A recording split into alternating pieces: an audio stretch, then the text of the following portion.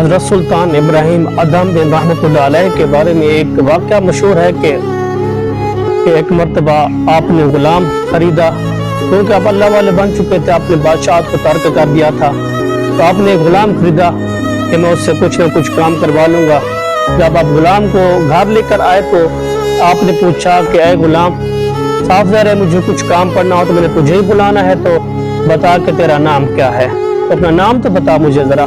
تو فرماتے ہیں اس غلام نے کیا ہی خوب جواب دیا، اس غلام نے جواب دیا کہ جی کیا غلاموں کے بھی کوئی نام ہوتے ہیں؟ آپ مجھے جو بھی نام سے پکاریں گے، جس نام سے پکاریں گے میں دوڑا چلا آؤں گا۔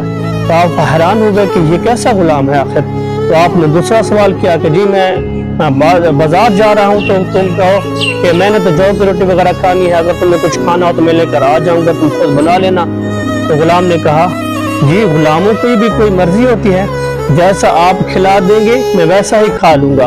تو آپ پھر حیرت کے اندر پڑ گئے۔ تو تیسری مرتبہ آپ نے پوچھا غلام سے کہ میں بازار جا رہا ہوں، اگر تم نے کچھ پہننے کے لیے کہنا تو مجھے کہہ دو، میں تمہارے لے کر آ جاؤں گا۔ تو اس غلام نے پھر بھی ایک عجیب جواب دیا کہ جی غلاموں کی تو کوئی مرضی نہیں ہوتی، آپ جیسا مجھے لباس پہنا دیں گے میں راضی ہوں۔ غلام کا مقصد ہوتا ہے غلامی کرنا، نہ کہ نخرے کرنا۔ تو حضرت سلطان بن ادہم رحمۃ اللہ تعالی علیہ آپ سجدے کے اندر گر گئے تو عرض کرنے لگے اے مالک، تو مجھے کاش اس طرح مجھے اپنا بندہ بنا لیتا کہ جس طرح تو کہتا میں ویسا ہی کرتا، اور تو جیسا کہتا میں ویسا ہی کرتا، اس غلام کی طرح مجھے اپنا غلام بنا لے۔ تو ناظرین اس سے ہمیں بھی سبق سیکھنا چاہیے کہ ہم اللہ رسول کے غلام ہیں، اپنی من مانی کرنے کی کوئی ضرورت نہیں ہے، جیسا ہمارا رب فرمائے، جیسا ہمارا رسول فرمائے ہمیں ویسا ہی کرنا چاہیے۔ اللہ تبارک تعالی ہمیں اس پر عمل کرنے کی توفیق عنایت فرمائے۔